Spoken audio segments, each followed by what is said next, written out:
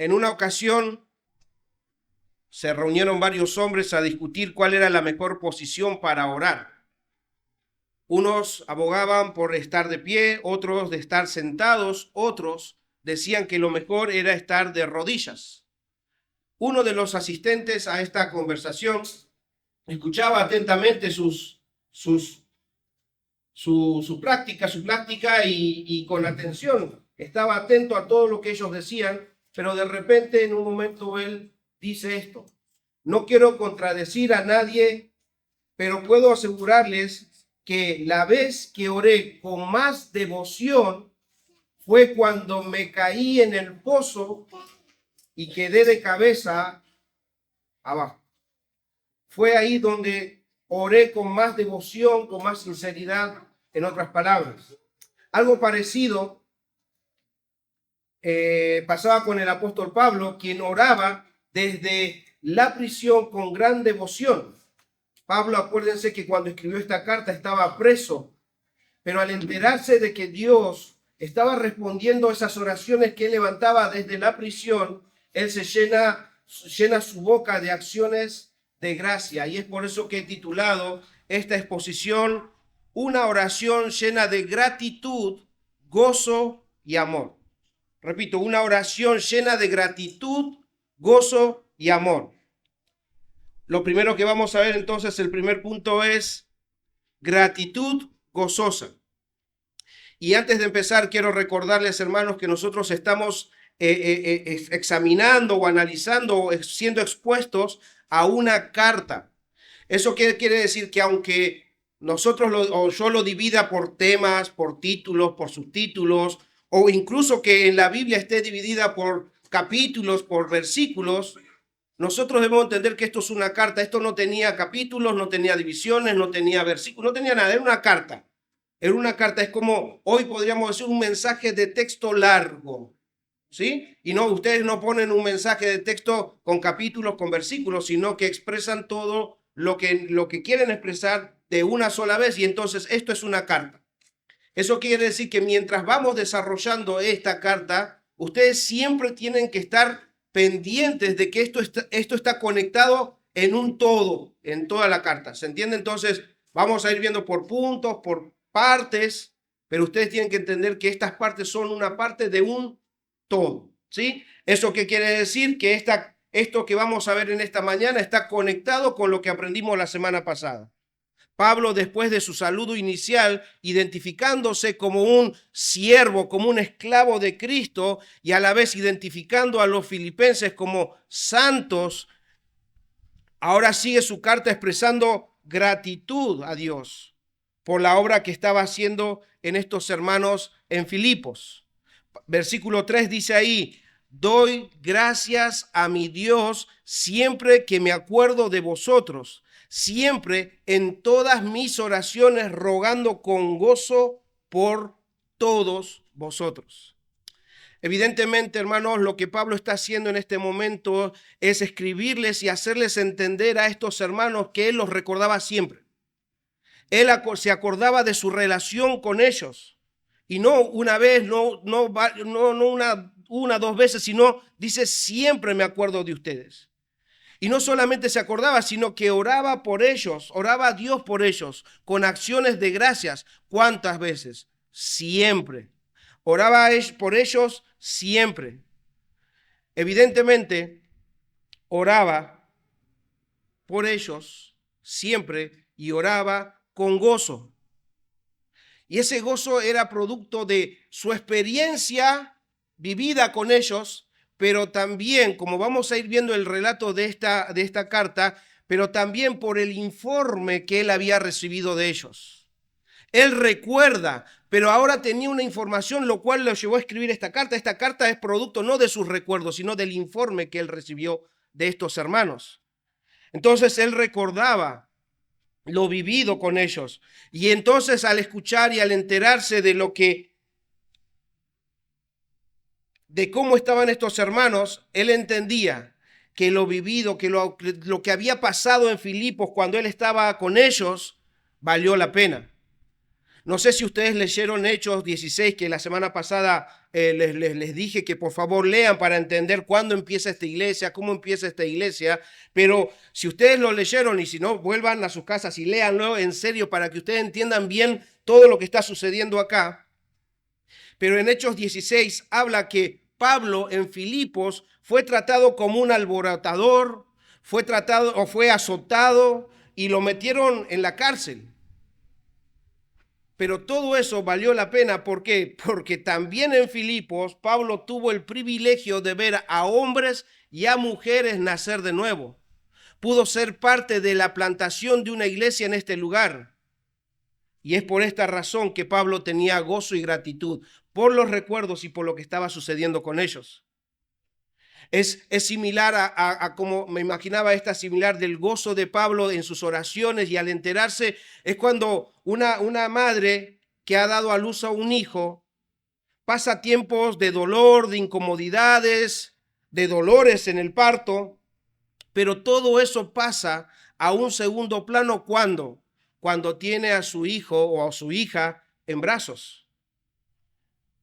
Y lo único que esa mujer va a sentir es alivio, va a sentir gozo, va a sentir alegría, porque todo ese esfuerzo, todo ese dolor, todas esas incomodidades valieron la pena. Bueno, algo así se sentía Pablo.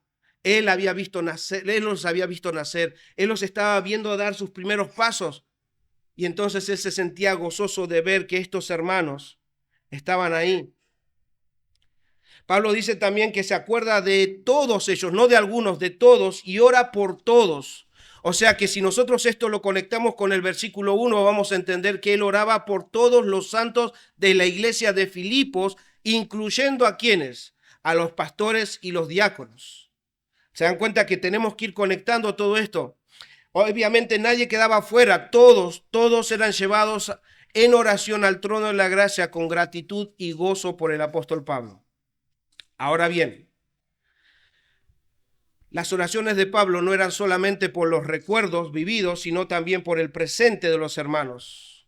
Y diría con mayor gozo aún, ¿por qué? Porque al enterarse que los hermanos estaban perseverando en la fe y creciendo de forma saludable, Pablo estaba con mayor gozo.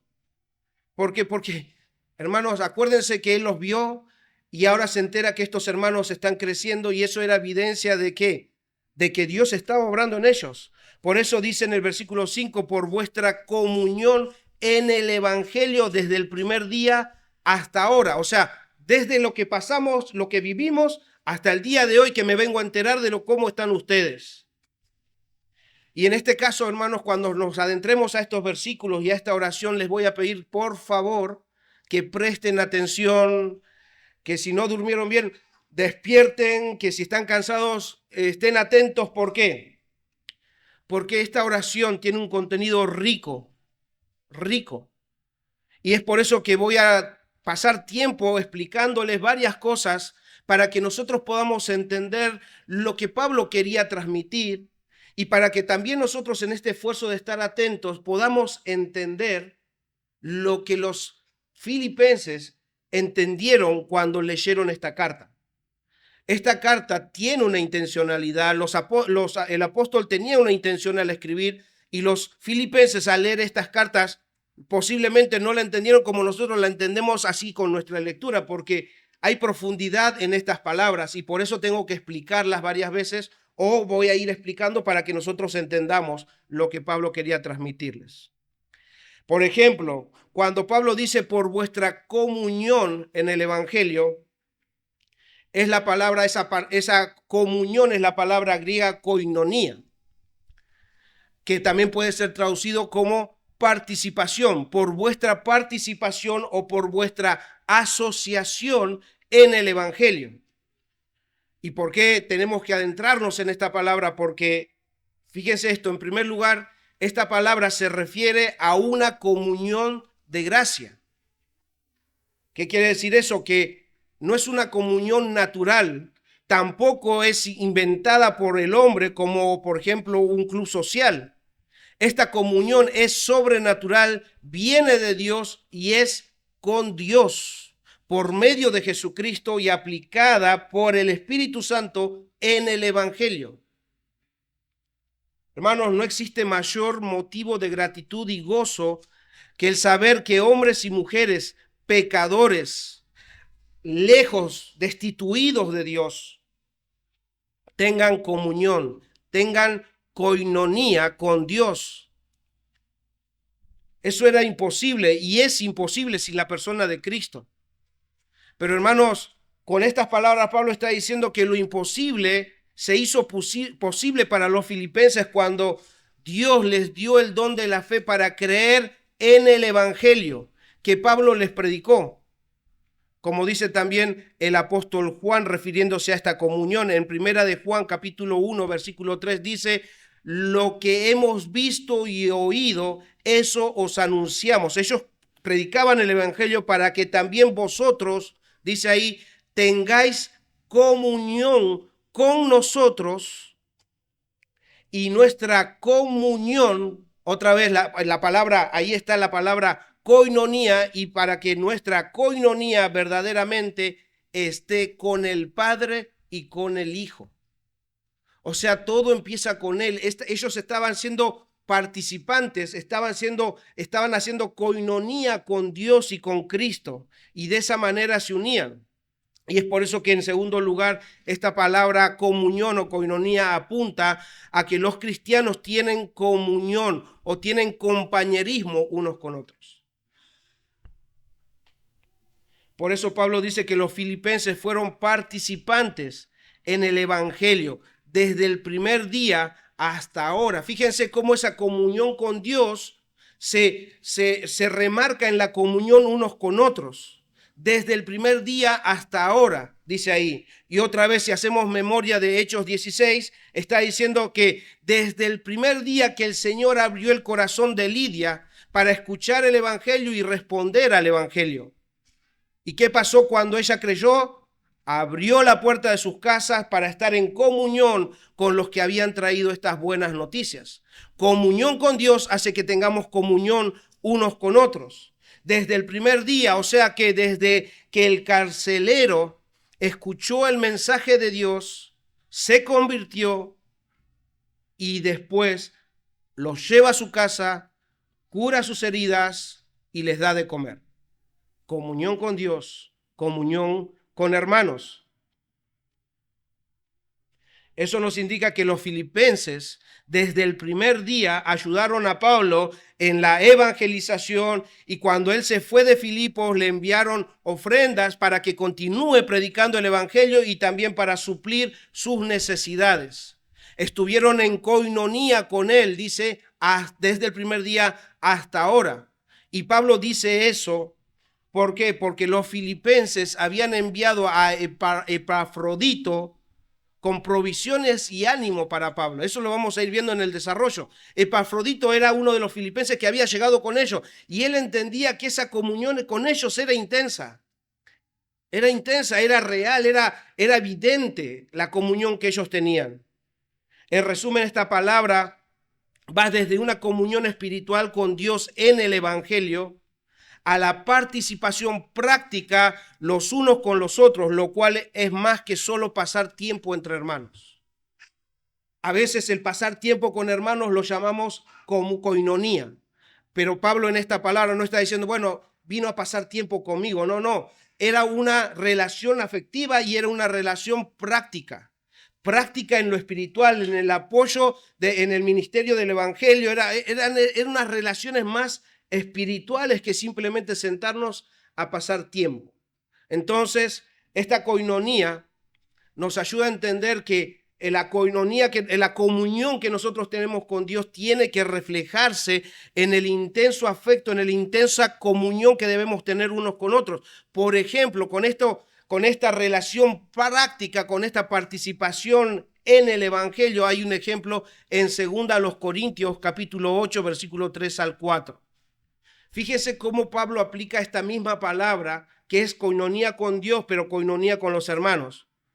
Ustedes, si lo han leído, se acuerdan que los hermanos en Jerusalén había llegado un tiempo de hambruna, y entonces varios hermanos contribuyeron para poder llevar alimentos o ofrendas a estos hermanos, Y en ese contexto es que los hermanos de Macedonia le pidieron a Pablo participar. Dice en el versículo 3 de capítulo 8 de 2 Corintios, pues doy testimonio de que con agrado han dado conforme a sus fuerzas y aún más allá de sus fuerzas, pidiéndonos con muchos ruegos que les concediésemos el privilegio de participar. Esa palabra participar es la palabra griega koinonía.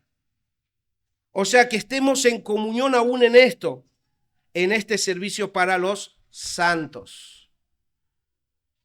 Se dan cuenta que esa comunión espiritual se ve en una comunión, en una koinonía práctica entre los santos. No cabe duda que esa demostración de comunión en el evangelio de los filipenses para con Pablo fue que llenó el corazón de Pablo de gratitud gozosa, pero también de seguridad. ¿Por qué digo esto? Porque en el versículo 6 dice esto: estando persuadido. ¿Qué quiere decir esto? Estoy convencido, estoy seguro de esto, que el que comenzó en vosotros la buena obra la perfeccionará hasta el día de Jesucristo. Esa comunión que empezó con Dios y se vio con la relación entre hermanos era evidencia de algo, de que Dios había empezado una obra y que la iba a perfeccionar. Y el Pablo, al enterarse de todas esas cosas, le da seguridad. Él tiene seguridad. Y notemos cómo Pablo relaciona la perseverancia humana con estas palabras: vuestra comunión en el evangelio desde el primer día hasta ahora, con la preservación divina. Cuando él dice, el que comenzó en vosotros la buena obra la perfeccionará. Él ve el obrar de los hermanos.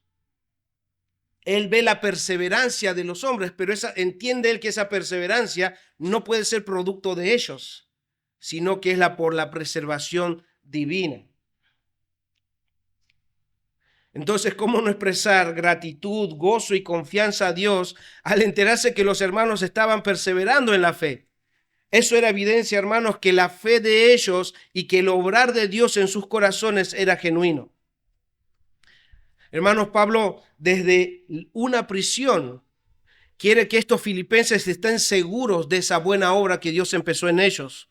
Esa transformación que fue producto de haber respondido al evangelio no iba a quedar inconclusa, no iba a quedar a medias, porque la palabra la perfeccionará implica la presentará completa. No va a estar a medias, la va a presentar completa. ¿Cuándo? Hasta el día de Jesucristo, en el día de Jesucristo. Y con estas palabras Pablo se está anticipando y les está garantizando la salvación y la glorificación final. ¿Para quiénes? Para todos aquellos que son participantes en el evangelio. Hay una seguridad, él tiene seguridad y quiere transmitirles esa seguridad. Hermanos, estén seguros de esto, que estoy yo seguro. Yo veo la obra en ustedes y esa obra no la empezaron ustedes. Esa obra empezó en ustedes por el evangelio. Dios la empezó. Y si Dios la empezó, no hay nada que pueda impedir que esa obra continúe. Dios la va a perfeccionar, la va a completar. Hermanos, esta idea de participación o ser parte se repite en toda la carta. Ustedes tienen que estar atentos, y ya les adelanto, esta participación en el evangelio, la idea de participación se va a estar repitiendo. Pablo entiende que ellos eran partícipes y Pablo en toda la carta va a estar intentando hacerlos partícipes de todo lo que Pablo estaba viviendo, de todo lo que él sentía, del gozo que tenía por el evangelio. Pablo quiere hacerlos parte porque ellos estaban ahí siempre cerca de Pablo. Entonces, esa participación es de un lado y del otro. Pablo para con ellos y ellos para con Pablo. Ahora bien,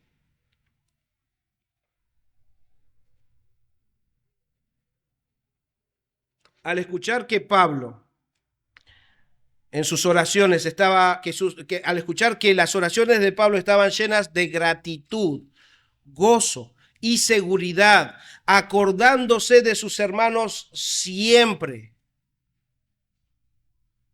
Debo preguntar, ¿esas oraciones para con sus hermanos son parecidas a tus oraciones para tus hermanos?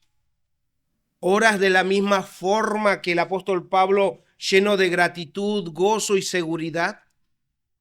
Si no lo es, si no es parecido tus oraciones a las del apóstol Pablo, es posible que no estés tan convencido de lo que Pablo estaba convencido. Porque Pablo oraba de esta manera por la seguridad que él tenía. Pablo oraba de esta manera porque entendía cuál era su posición y la posición de sus hermanos. Y si nuestras oraciones no están siendo iguales, posiblemente hay algo que no estemos entendiendo y necesitemos tiempo a entenderlo. Necesitemos tiempo para meditar y entender esto. ¿Por qué, hermanos?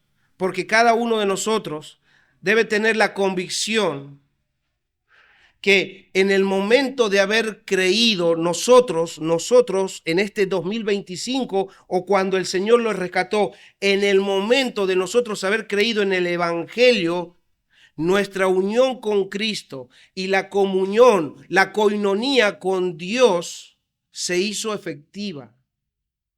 Hermanos, tu comunión con Dios es real. No hay nada que envidiarle a Pablo o a los filipenses. No es como podríamos decir, ay, cómo me gustaría tener esa comunión que los filipenses tenían con Dios, o cómo me gustaría tener esa comunión que Pablo tenía con Dios. No, la tenemos. Ellos la tenían porque Pablo la tuvo. ¿Por qué? Porque creyó en el Evangelio. Los filipenses lo tenían. ¿Por qué? Porque creyeron en el Evangelio. Hermanos, ¿ustedes creyeron en el Evangelio? Entonces debemos estar convencidos de esto. Tenemos comunión con Dios. Y aunque no parezca, tenemos comunión unos con otros. Y tener comunión con Dios o por medio de Cristo significa que cada uno de ustedes, hermanos, son participantes con Cristo. ¿Pero en qué? Son participantes en sus sufrimientos. Ustedes fueron participantes cuando Cristo fue crucificado, ustedes estaban con Él. Eso nos marca la fe. Eso nos dice el Evangelio, que estamos unidos a Él en su muerte, en su crucifixión. Pero también fuimos sepultados con Él. Eso es participar en Cristo, estar unidos a Cristo. Estamos unidos en su muerte, en su crucifixión, en su sepultura. Pero también significa que somos participantes de su resurrección. Hoy se celebra la resurrección. Y cuando recordamos eso, debemos recordar que estamos unidos a esa resurrección. ¿Eso qué quiere decir? Que tanto ustedes participan de esa vivificación. Cristo fue puesto en vida de nuevo, nosotros también. Eso significa también que somos coherederos con Él y somos glorificados con Él, aunque por el momento todavía estemos en esta carne, pero esto ya es un hecho para Dios. No es algo que se ponga en tela de duda para ver si en algún momento... No, el Señor dice, ustedes son glorificados en Él. ¿Por qué? Porque ya estamos unidos a Él. ¿Se entiende? Por otro lado, hermano y hermana, al igual que ellos, en el Evangelio tenemos comunión unos con otros.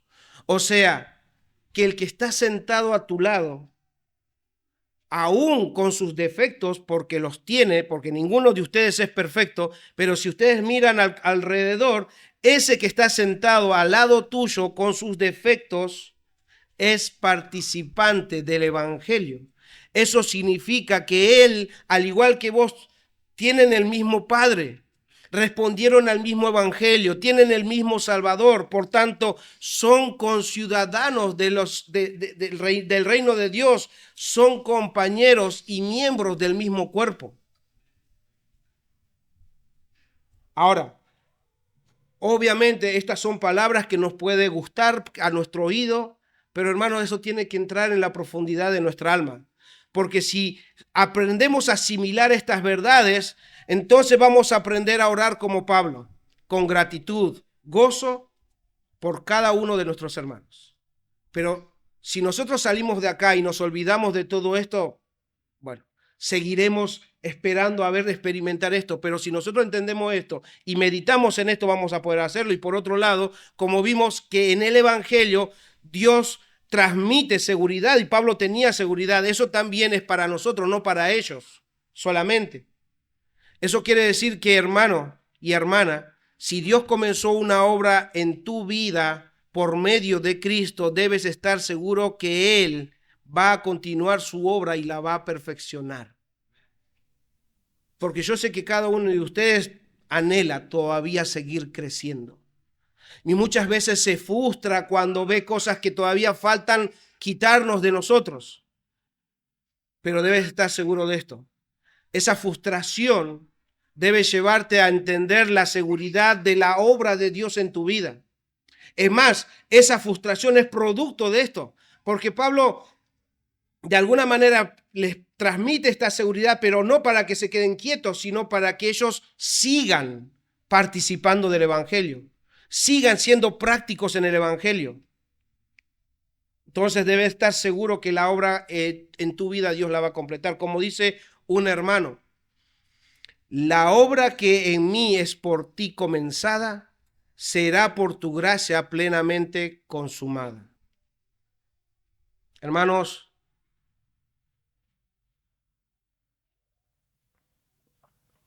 Dios no es como los hombres. Nosotros, los varones y a veces también las mujeres, comenzamos algo y lo dejamos a medio hacer. Pero Dios cumple sus promesas, ejecuta sus planes hasta el fin y concluye su obra con éxito. Y si todavía no lo creen, lean Apocalipsis. Lean Apocalipsis para ver si Dios miente o que esta obra que Él comenzó vaya a quedar en el camino. Hermanos, debemos entender lo glorioso del Evangelio. Que por esa comunión en el Evangelio tenemos comunión con Dios y tenemos comunión unos con otros. ¿Eso qué significa? Que el Evangelio no es solamente el anuncio de salvación y nada más. Es el anuncio de salvación, pero es el anuncio de que los hermanos tienen comunión con Dios y comunión entre unos con otros. Eso quiere decir que debemos relacionarnos aplicando el Evangelio unos con otros. ¿Por qué? Porque mientras Cristo venga, nosotros vamos a seguir viendo imperfectos en nosotros. Vamos a seguir viendo en momentos que un desagrado hacia uno y hacia otro, pero si aplicamos el Evangelio vamos a aprender a orar y a ver a nuestros hermanos como Pablo los veía. ¿Ustedes piensan que Pablo estaba agradecido porque los filipenses eran perfectos? No. Él sabía que no lo era, porque ni Pablo lo era. Pero él entendía esto. Ellos son santos, ellos son amados, ellos han respondido al Evangelio igual que yo y estoy agradecido a Dios por esto y oro con gozo por la vida de mis hermanos porque sé que ellos están en Cristo y cuando están en Cristo van a permanecer en Él hasta el día que Jesucristo venga. ¿Por qué? Porque no se trata de ustedes, se trata de lo que Dios ha hecho en ustedes. Lo segundo que vamos a ver es este amor entrañable que Pablo sentía por los hermanos. Leamos versículo 7, dice, como me es justo sentir esto de todos vosotros por cuanto os tengo en el corazón y en mis prisiones y en la defensa y confirmación del Evangelio, todos vosotros sois participantes conmigo de la gracia. Cuando Pablo está diciendo, me es justo sentir de todo esto de todos vosotros, la idea en el original quiere decir que Pablo se sentía en deuda con estos hermanos. ¿Y por qué? Como les dije, estos filipenses siempre, desde el primer día hasta ahora, habían acompañado a Pablo. Ellos se preocupaban con él, lo asistían e incluso en sus prisiones. Y entonces lo justo, lo correcto, era que Pablo los tenga no solamente en sus recuerdos, sino también en su corazón. Por eso me es justo sentir esto, estoy obligado a sentir esto. ¿Cómo no podría sentir esto por ustedes? Evidentemente estos filipenses estaban dispuestos no solamente a acompañar, sino a trabajar y a sufrir por el Evangelio como el apóstol Pablo. Por eso dice que ellos son participantes conmigo de la gracia. Eso quiere decir que ellos, al igual que Pablo, tenían la gracia que los capacitaba para ayudar de forma práctica en la defensa, dice ahí, que es la palabra griega apología, que quería decir, ¿frente a qué? Frente a los ataques que se hacían desde afuera contra el evangelio. Pero no solamente en la defensa, sino en la confirmación del evangelio. Fíjense esta idea. Dicen que ellos tienen la misma gracia. Esa gracia los va a capacitar, ¿para qué? Para hacer apología, para defender los ataques de los de afuera. Atacan el evangelio, distorsionan el evangelio. Ustedes van a defender el evangelio para con los de afuera, pero confirmación del evangelio quiere decir que eso que ellos tenían del evangelio debía ser el medio por el cual debían edificar a los hermanos que estaban dentro. Confirmación del evangelio. Ellos debían estar ahí edificando a sus hermanos con el evangelio. Esa participación dispuesta y cercana de los hermanos hacía que el corazón de Pablo se ensanche, crezca. Por eso en el versículo 8 dice, porque Dios me es testigo de cómo os amo a todos vosotros con el entrañable amor de Cristo. Los amo a todos con el entrañable amor de Cristo. En el original es anhelar intensamente. El significado literal tiene que ver con los órganos internos y más conocido en ese entonces como las entrañas maternas. Hoy en día, si yo les digo entrañas maternas, lo más probable es que no tengamos ese mismo entendimiento que ellos, pero tanto los judíos y los griegos entendían que se trataba de esa sede, del lugar donde surge la ternura y la compasión. ¿Ustedes entienden de entrañas en ese sentido? Lo más probable es que no. Por ahí tenemos la entrañita para hacer el asado, no tanto por esto de ese sentimiento puro y noble. Entonces, Pablo está diciendo, Dios es testigo de que los anhelo intensamente, con la misma ternura y compasión de Cristo. En otras palabras, Pablo está diciendo, los amo con el mismo amor de Cristo, o mi amor por ustedes es una imitación del amor por Cristo. ¿Y saben qué? Dios es testigo. Dios es testigo, dice Pablo. Evidentemente, Pablo quería que estos hermanos conozcan esto, para que estén seguros de su relación con Pablo. Y que estas palabras no eran simples palabras, sino un verdadero afecto que Pablo sentía por ellos.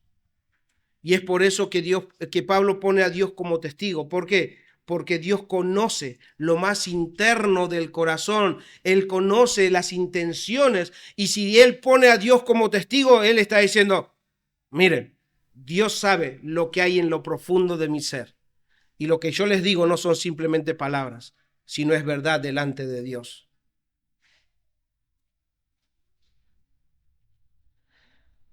Un hermano escribe sobre este pasaje, cuando somos realmente uno con Jesús, su amor fluye de nosotros hacia nuestros semejantes, a los que Él ama y por los que Él murió, dice el hermano. Fin de la cita.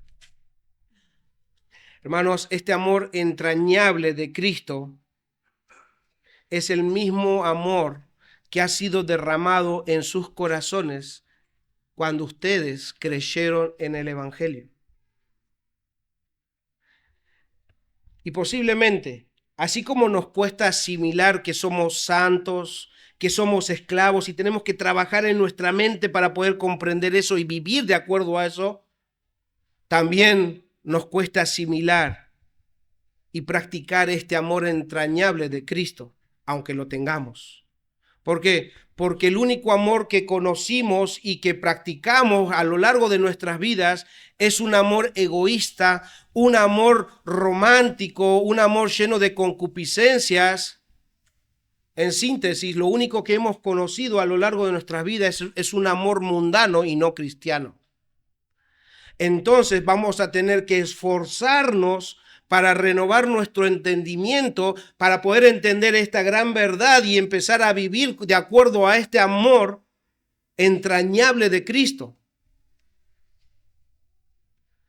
¿Y es posible esto? Sí. Aunque nosotros hayamos tenido un mal entendimiento y no sabemos cómo amar, podemos hacerlo, porque piensen en esto. Pablo amaba como Cristo, pero ¿por qué tenía ese amor? Porque había experimentado el amor de Cristo. Recuerden que Pablo, sin Cristo, era un aborrecedor de los cristianos. Él perseguía y metía a la cárcel a los que ahora dice amar con amor entrañable. Evidentemente hay una transformación. ¿Por qué? Porque él los metía presos, hermanos. Él los aborrecía, pero ahora los amaba. ¿Por qué? Porque antes Pablo no tenía ese amor de Cristo. Hermano, hermana, ¿crees que Dios te ama? No están tan convencidos, me parece, ¿eh?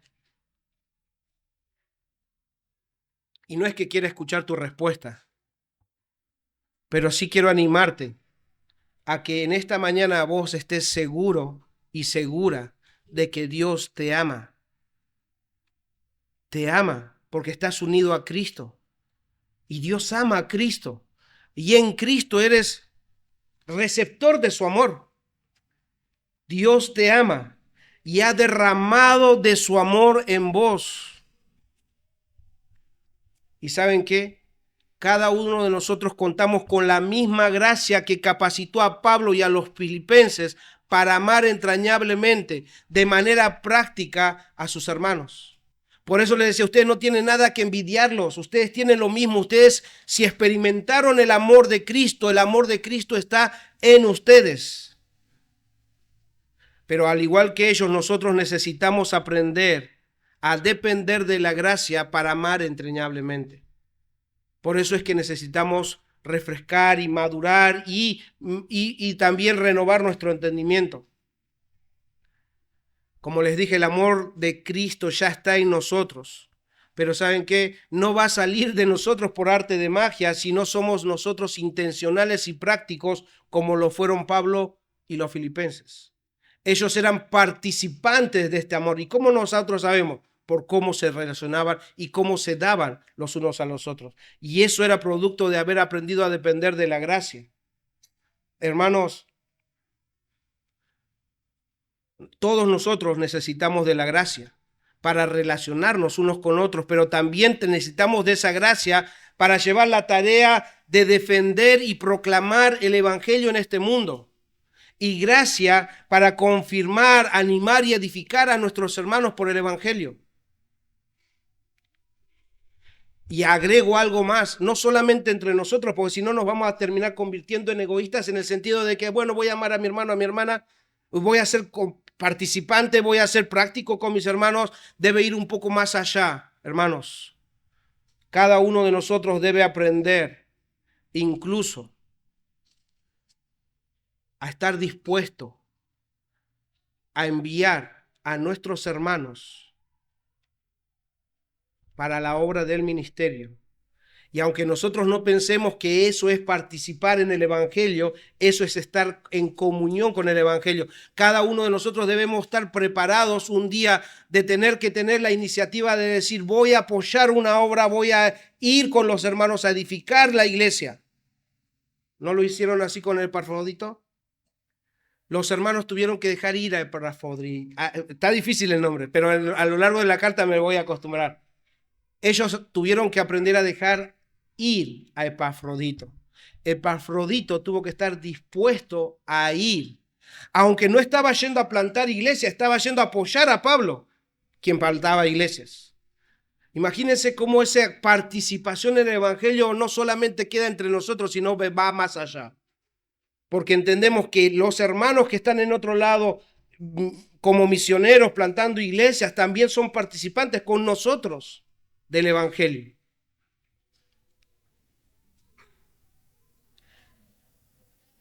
Ahora bien, eso en algún momento puede pasar, pero mientras tanto entre nosotros, ¿cómo crecemos en esta relación? ¿Cómo nos amamos? ¿Cómo aprendemos a amarnos entrañablemente?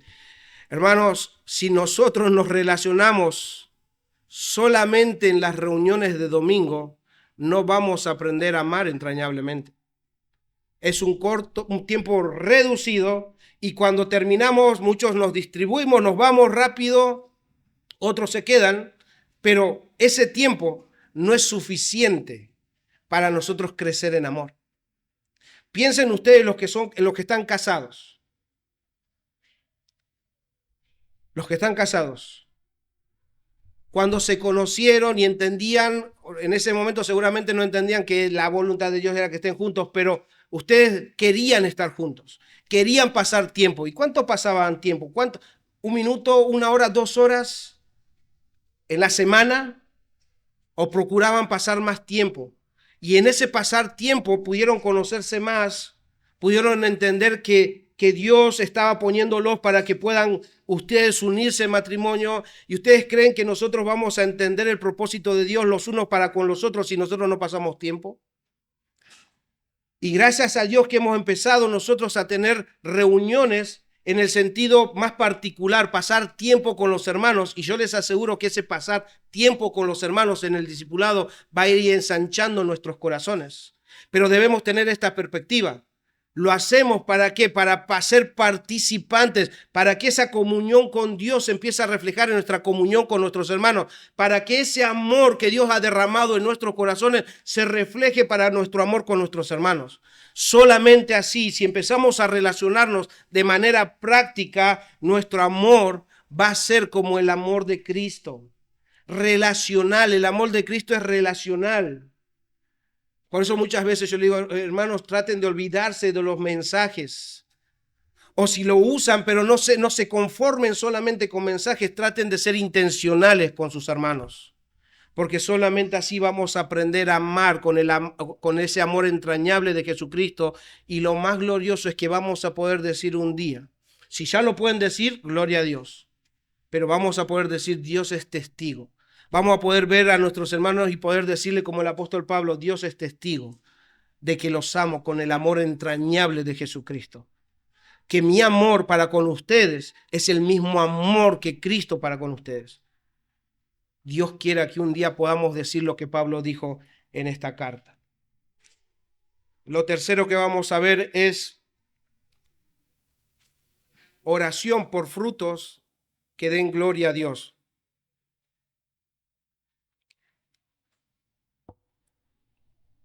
Oración que den frutos, oración por frutos que den gloria a Dios. Versículo 9. Y esto pido en oración, que vuestro amor abunde aún más y más en ciencia y en conocimiento. Pablo, después de abrirle su corazón a los filipenses, va a describir ahora su oración.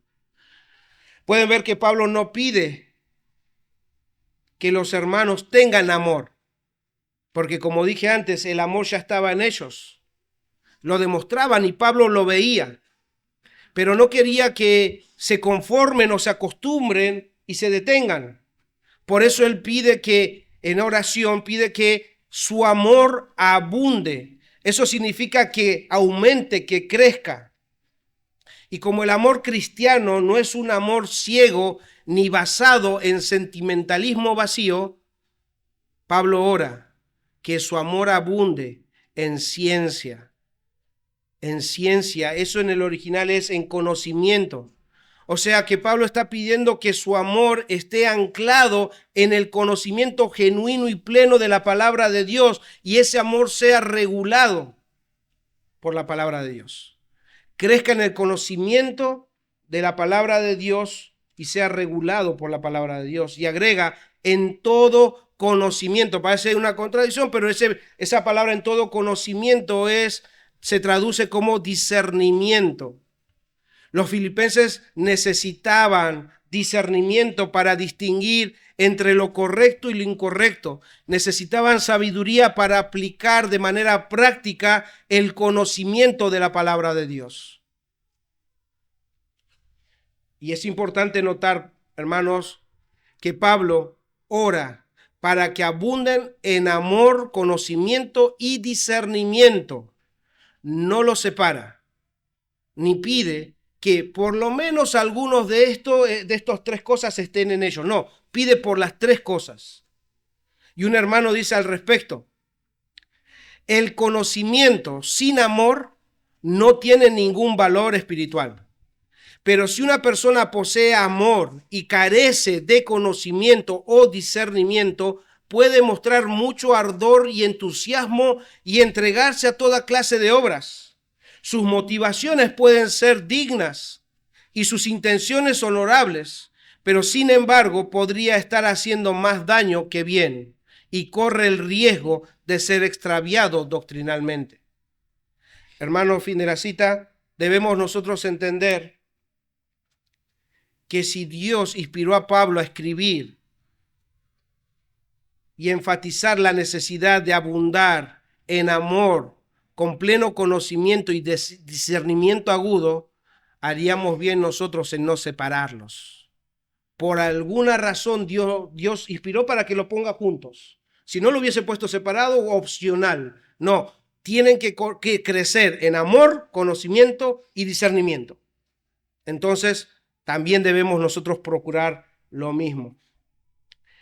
¿Para qué dice ahí? Para que, versículo 10, para que aprobéis lo mejor, a fin de que seáis sinceros e irreprensibles para el día de Cristo. Hermanos, Pablo sabía que si los filipenses abundaban en conocimiento de la palabra y discernimiento, no era para que los filipenses sientan cosquillas o vean mariposas, sino para aprobar, dice ahí, para aprobar, que es la habilidad de distinguir las cosas que de verdad son importantes y así establecer prioridades correctas. Para aprobar, esta palabra se usaba para aprobar los metales o confirmar si una moneda era auténtica. Y obviamente todo esto tenía un propósito y Pablo dice para que los filipenses sean sinceros e irreprensibles. Eso significa para que sean genuinos. Y es interesante estas palabras que usa Pablo. Otra vez nosotros debemos trabajar un poquito más. ¿Por qué? Porque los filipenses cuando leían esta carta entendían lo que Pablo estaba tratando de decir con estas palabras. Porque la palabra sincero para ellos en ese entonces era ser probados por la luz del sol. Probados por la luz del sol. ¿Y por qué digo ellos lo entendían? Porque en el mundo antiguo habían comerciantes que eran deshonestos y que para vender sus productos que eran malos y estaban agrietados, ¿qué hacían? Rellenaban con cera las grietas y después la disfrazaban, la pintaban, la adornaban y parecía, wow, si ustedes no lo ponían al sol, decían, wow, qué linda, y hasta podía pasar como de marca, pero era de la salada. Parece, pero no es. Entonces estos comerciantes hacían eso, la llenaban de cera, todas las grietas lo cubrían con cera, lo pintaban y lo vendían. Y los comerciantes más honestos, para darle seguridad a sus compradores, ponían carteles y decían sin cera. Sin cera. ¿Qué quiere decir esto? Se dan cuenta que nosotros sí tenemos que hacer ese esfuerzo de entender esta palabra en su contexto.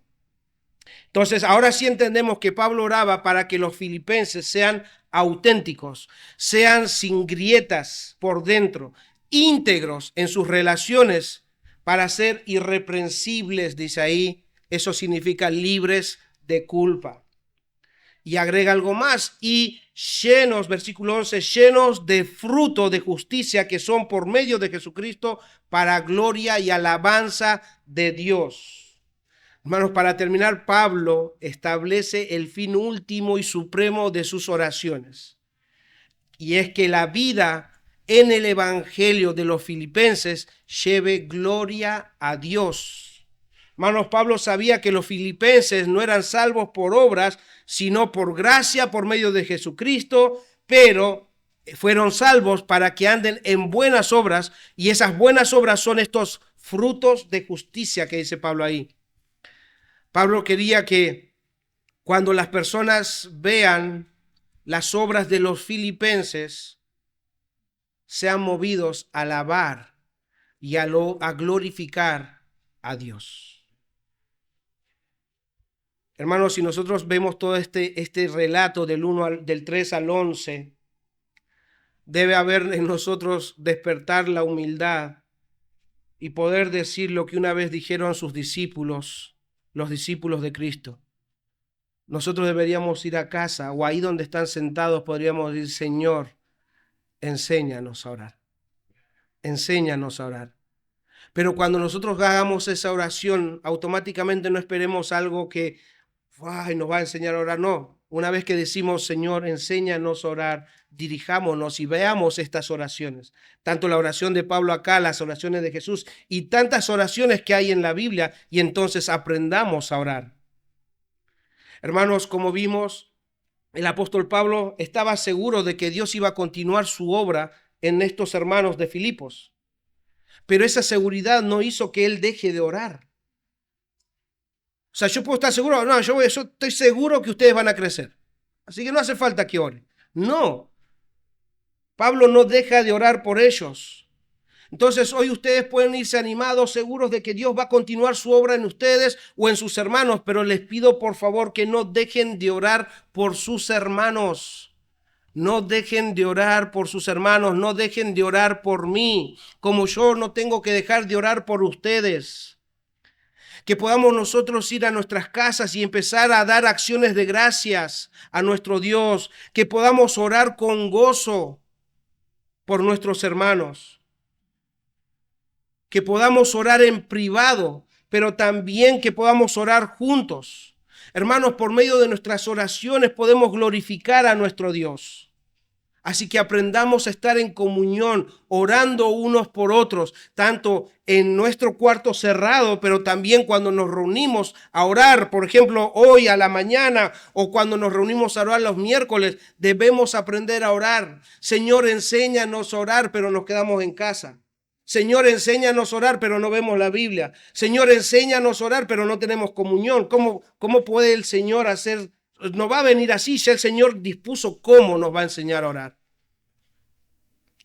Hermanos, debemos irnos convencidos de que necesitamos orar unos por otros, porque hoy, hermano y hermana, hoy vos sabés, y me tomé el tiempo de explicarte lo que ellos entendían, entonces hoy vos sabés y entendés lo mismo que los filipenses entendían. ¿Y qué es esto? Que vos y yo necesitamos abundar más y más en amor, en conocimiento, discernimiento. Necesitamos vos y yo la habilidad de distinguir las cosas que de verdad son importantes. Necesitamos vos y yo ser auténticos, sin grietas. Necesitamos ser sinceros, íntegros e irreprensibles en nuestras relaciones. Y necesitamos tener vidas llenas de frutos de justicia, no para que seamos vistos por los hombres, sino para dar gloria a nuestro Dios. Y necesitamos entender que la fuente para lograrlo no está en nosotros. Nadie puede producir todo esto por sí solo. No está en nuestra habilidad humana, ni en nuestra sabiduría, ni en nuestras fuerzas, sino está en la gracia de Dios y en el Evangelio. Hermanos, el Evangelio nos lleva a observar a Jesucristo como la única fuente, es el único de donde procede todo esto que nosotros necesitamos para que nuestras vidas den gloria a Dios. Por eso necesitamos orar. Necesitamos orar a la fuente, necesitamos orar a Dios. Sabemos que necesitamos todo esto, pero esto no lo vamos a producir solos. Necesitamos orar.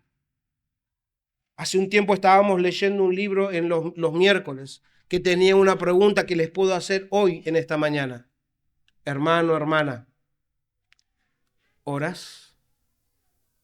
¿Oras? ¿Oras en este sentido? ¿Oras? Hermanos, aprendamos a orar, que el Evangelio nos lleve a Cristo y podamos ir a Dios con acción de gracias y gratitud.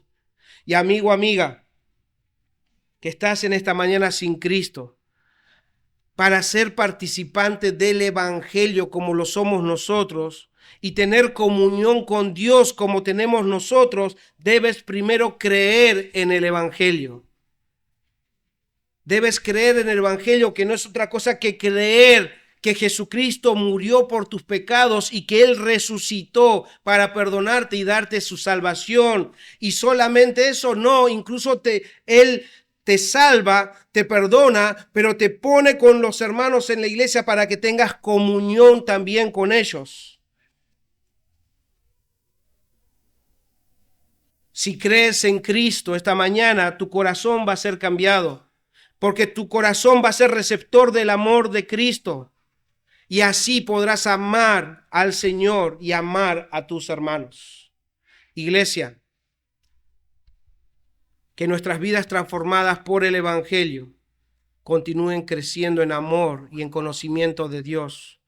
Que nuestras oraciones, hermanos, estén llenas de gratitud a Dios y de gozo y amor por nuestros hermanos.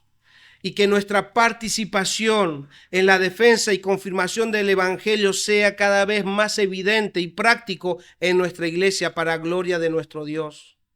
Hermanos, que el Evangelio, eso que Pablo dijo, yo no me avergüenzo del Evangelio porque es poder de Dios para salvación, que ese Evangelio sea más evidente cada día en nuestras vidas. Hemos sido salvos por el Evangelio. Hemos entrado en comunión con Dios por el Evangelio. Tenemos comunión unos con otros por el Evangelio. Nosotros necesitamos el Evangelio para ser salvos, pero también para perseverar y relacionarnos unos con otros. El Evangelio va a ayudarnos a crecer en amor. El Evangelio nos va a llevar a Cristo y a vernos como Cristo. Que el Señor nos ayude, hermanos.